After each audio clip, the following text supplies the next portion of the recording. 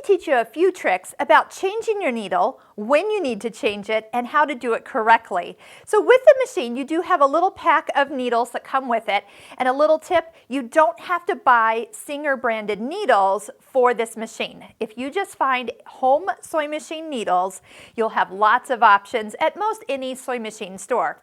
But a needle is truly the key to success. So if you don't have the right needle in for the fabric you're using, a bigger needle for thicker fabrics, a smaller needle for thinner fabrics, it might not be, or you might not get the best results. Also, if you use a thicker thread, you also need a bigger eye. So there's actually three things that make needles be the right one for your project: is size for the fabric and size for the thread. So right here there is a screw, and as you loosen that, notice I have a piece of fabric underneath my foot. Then that way if you loosen this and accidentally drop it, it doesn't go down into the machine. That's a quick little hint. So righty-tighty, lefty-loosey, this is a little screw that comes with your machine, and usually once you have it loose, you can go ahead and tighten it with your fingers. You don't want to really crank this down too tight. That screw can get a little stripped, but what I want to do is just show you that once you take your needle out, there is a flat side on the back, and by putting the flat side to the back of the machine,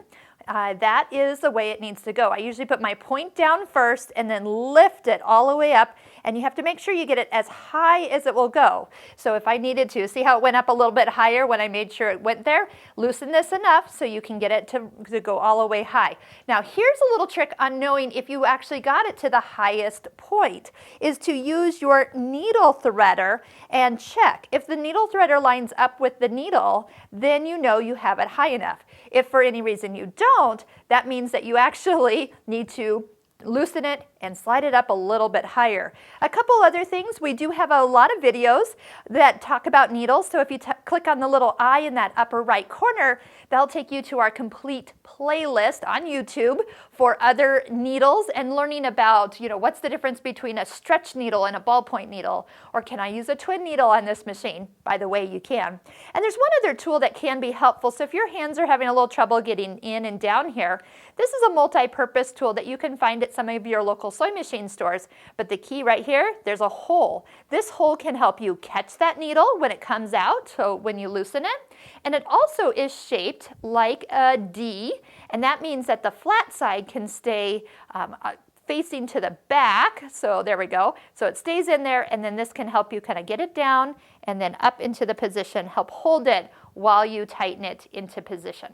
So keep that in mind. When you ever have any skippiness stitches, thread breaks, change your needle first, and don't forget to clean and oil this machine. That will make all the difference too. So needles and cleaning can make sewing a lot more fun.